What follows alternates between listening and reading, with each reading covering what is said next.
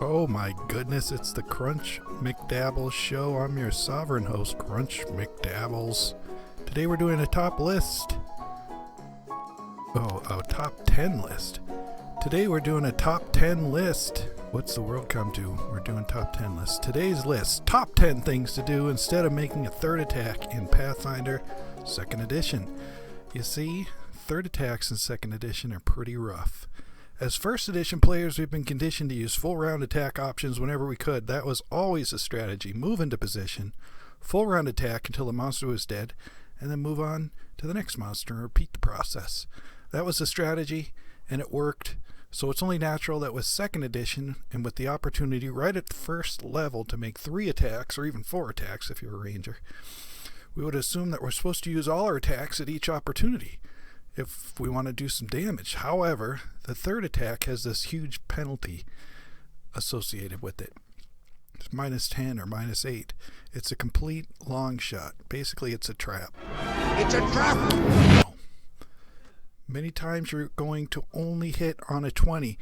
Even with the high 2 hit and against a weak armor class, you're only looking at like maybe a 15% chance to hit. So really, is this worth the risk? Is this worth taking this attack? And basically, we're going to look at 10 other options of things that might be better than making a low probability attack. And that's our top 10 list. 10 things to do instead of making a third attack in Pathfinder 2nd Edition. Number 10, take cover. First of all, take cover is great. It's just an action and doesn't require any kind of check to do it. But it does require that you have a wall or object that is already giving you some kind of cover, or that you're prone. If there was something like this, you could use this action to increase your bonus from cover from +2 to +4. That's a +4 to armor class, reflex saves against area of effects, and stealth checks to hide, sneak, or otherwise avoid detection. So this is a great bonus. Remember too, these benefits might not be against all monsters, but it might help you against certain monsters in a room that might have a harder time targeting you. Take this example of a hero fighting an ogre with some skeletal archers across the room peppering him with arrows. But he's standing next to a barrel. So if you use the take cover action with this third action, he'd be able to gain a greater defense against the skeletal archers in the room. However, the ogre would still be able to target him without any problem. Always remember too that a monster gives you a little bit of cover, but a monster can't be used to increase your cover. So if the hero was on the other side of the ogre would provide lesser cover against the archers, which is a +1 to armor class. So that's not bad, considering all you have to do is remind the DM that you're supposed to get a +1 to armor class. One more important thing to note here, if you wanted to be more sneaky and get a much better benefit, you could use a hide check when you had cover or greater cover. And remember, you would have the +2 or +4 bonus to this check from your cover. Hide is a stealth skill based on dexterity. So if you had normal cover or greater cover, you could attempt a hide check versus all opponents' perception DC that you had cover against. Perception isn't a bad DC to roll against. It's wisdom based. Most monsters are pretty bad at that. The result would be gaining the hidden condition against all monsters that you beat perception DCs on. Being hidden is pretty great. It means monsters have to roll a flat check DC 11 to target you. That's pretty much a 50% miss chance. Then they still have to beat your AC, which is increased by your cover or greater cover. So being hidden with greater cover is basically impossible to hit, truly.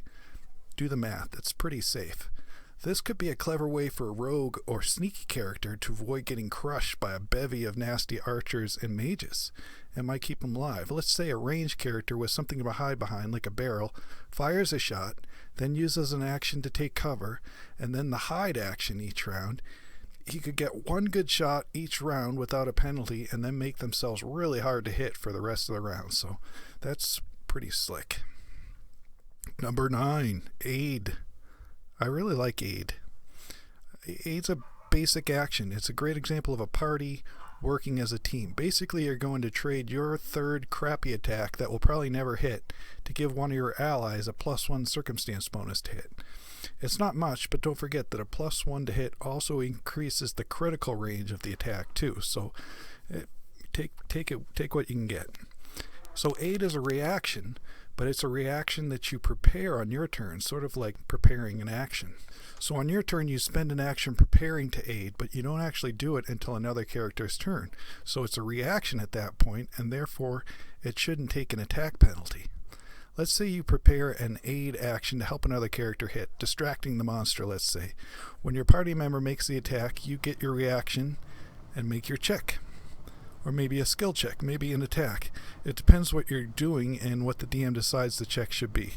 And it's against a DC 20 plus or minus whatever the DM decides. It's not a lot, but it's better than a third attack, and it's kind of a fun thing to do. It has some flavor and it keeps your party working as a team. Number 8, trip, shove, disarm, or grapple. Basically, this is an athletics check. They used to be called combat maneuvers. I don't see that terminology anywhere anymore, but this is an athletics check against either an opponent's fortitude DC or reflex DC.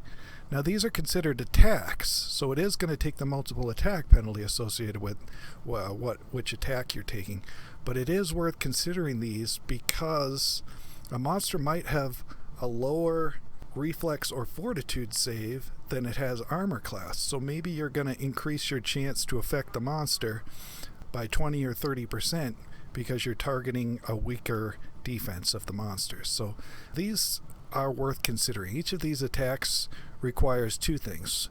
First, you either have to have a free hand or a weapon that has a trait that allows the maneuver to be performed without a free hand. And second, the monster can't be more than one size category larger than you. If you meet these two conditions, let's see what we can do. Our options are grapple. This is versus fortitude DC and has a chance to get the condition of grabbed on a success or restrained on a critical. Grabbed means it has to make a DC 5 flat check to perform a manipulate action, which isn't much of a penalty to a monster with the weapon already equipped, but it might mess up a wizard who wants to cast a spell. If you do happen to crit, restrained is really a tough condition. It means you are flat-footed and can't do anything with the manipulate or attack trait, so try and escape and that's about it. You can shove an opponent. This attacks their fortitude DC. It moves an opponent backwards and you have the option to follow the creature. So maybe there could be a situation where your teammates were getting beat down bad and a hit away from getting killed, and you could attempt to shove the monster back and then follow it, perhaps protecting your comrades. Disarm. Disarm attacks reflex DC. This is the only one that you have to be trained in the athletics skill to use, but a lot of times you're going to be trained in this anyway, so I don't like this one much because you actually have to crit to disarm them, so it's not a great option for a third attack because you're probably not going to crit much. Trip is the final one. This might be one of the best choices. It is against the opponent's reflex DC, so got a low reflex monster? Try and trip them. On a simple success, they will be prone and will have to use an action to stand back up. Plus, until they do get up, they are flat-footed. If your trip attempt crits, it knocks them prone and they take a d6 of damage. So trip is a great option for a third attack. Number 7, Demoralize. This is based on the Intimidation skill, which is a charisma skill. You can target one creature within 30 feet of you. It's not an attack, so there is no multiple attack penalty. It gives the Frighten condition, which isn't the worst condition to have. It decreases your checks and DCs, but it could help if someone in your party used combat maneuvers regularly, or if you had a spellcaster coming up. Definitely, it's not a bad option in place of a third attack, especially if you had a good charisma and were trained in the skill, and maybe had some skill feats helping you out. Number 6, Recall Knowledge. Why? Why not? Maybe you'll learn something critical about the monster you're fighting. Is that worth an action? Sure it is. You can use Arcana for creatures of arcane significance and arcane planes, crafting for constructs, nature for natural creatures and natural planes, occultism for creatures of occult significance or occult planes, and religion for creatures of religious significance. Let's face it, knowledge is power. Number 5, Feint. It's a small word, but it's a big time skill. It's a deception skill which is based on charisma. You must be trained to use feint, but this is a really, really solid ability. So solid it's worth getting trained in deception somehow. Feint is basically a skill check against an opponent's perception DC, which is wisdom based and might not be that high. Either way, it's not an attack, so no penalties. If it's succeeded, the opponent is flat-footed against your melee attacks. Now there's two conditions here. One, you are the only one that gets the benefit, and two, they must be melee attacks, but it's until the end of your turn, so that's not bad. If it does crit, the opponent is flat-footed until the end of your next turn, so you get all this turn in actions and all the next turn in actions against a flat-footed monster. So feint, that's huge. So attempt this one on your first action and then make your 2 good attacks. There is a good chance that you will get those attacks against a flat-footed enemy. Gotta love the feint. Number 4, Seek. Okay, this one's kind of a joke. Seek is a single action that allows you to try to spot a hidden creature in a 30-foot cone. The cone doesn't have to start with you. It can be any 30-foot cone that you can see. Now this ability is perfect for foiling the DM's secret sneaky monster it has sneaking up on you. This won't connect very often, but for that one time you randomly say, I'd like to use the Seek action to see if any monsters are sneaking up, and there is a monster sneaking up. The look on the DM's face will be priceless as that cocky smile turns into a sneer. Seek. Maybe try it. Who knows? It'd be kind of funny if it connected. Number 3, Raise a Shield. Yes, it's incredibly obvious, but it's a really, really good thing to do. +2 to your armor class and also -2 to the monster's crit range. You got the shield, put it up, use it. This is a way better action to use than a Hail Mary full of grace attack with a 3rd attack option. Don't forget the weapons with the parry trait. I wish it was a quality and not a trait, but they call them traits. Anyways, weapons that have the parry trait can be readied using one action the same way a shield can be to give you a +1 to armor class. There's a couple weapons that have the parry trait. These are the bow staff, the main gauche, main gauchi, whatever word that is, and the dwarven clan dagger. So 2 daggers and a staff. The daggers can be wielded in an offhand and raised up on your 3rd attack or used to attack with your 3rd action to reduce the multiple attack penalty by 2. So, good stuff. Raise a shield, whip out a dagger, and put it into parry mode. Number 2, Interact action. This is basically the get an item ready action and then use it next round. Another way to call it is get a potion out.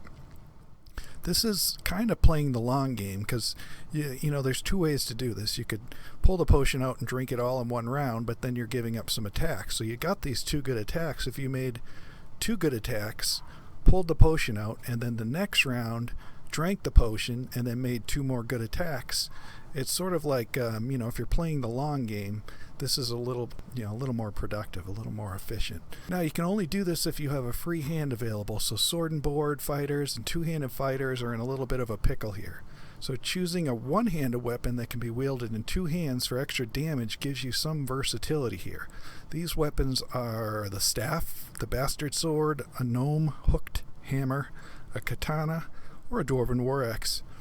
Basically, you could release a hand, get out a potion, next round drink the potion, and either attack twice with the weapon one-handed or regrip the weapon using an action and attack once two-handed, and then the next round you'd be in 2-handed mode. So it gives you some versatility with the weapon like that. Finally, the number 1 thing to do instead of making an attack with your 3rd action: move, step, tumble through. It's just move. Get your feet moving. Extremely underrated. It's the easiest thing to do. Everyone can do it. It doesn't require any skills or bonuses. Just move. You have a move speed, use it. This is not your granddad's Pathfinder. You got to be mobile, move into a flank, give a friend a reduced armor class to hit, and you get that bonus the next round if you move into a flank. So you're giving someone else a bonus, and then you reap the benefits of that bonus the next time after you move. So if you're worried about taking attacks of opportunity because you worry a lot and are soft, just take a 5-foot step, or a step is what they call it now. It may take a couple of rounds, but eventually you will get into the flank. If you're equally worried and soft adventuring companion takes a step on their turn, the two of you will eventually get into flank in half the time. Now you can just moving away from a monster will force the monster to move on its turn to catch back up with you using some of its action, but this ends up being a push. If you're just going to trade one action for it losing an action, it's still going to get its two best attacks, so it's a little bit of a push. You get a little bit more advantage if you can move further than it can. If your movement speed's 30 and it's is 25, and you can move 30 feet away, and then it has to use 2 move actions to catch back up to you, you could get sort of a net gain there. Now, if you are pinned in by a monster by some walls and it's got you cornered, or if you're just really acrobatic and want to look cool, you could always attempt a tumble through a monster square to get on the other side of it. This is an acrobatics check versus a reflex DC check, and you move at half your speed. Really, there is no excuse to not at least move somewhere advantageous on your turn. So that's it. That's the top 10 things to do on your turn besides make a third attack. I'm Crunch McDabbles, and I'm out of here.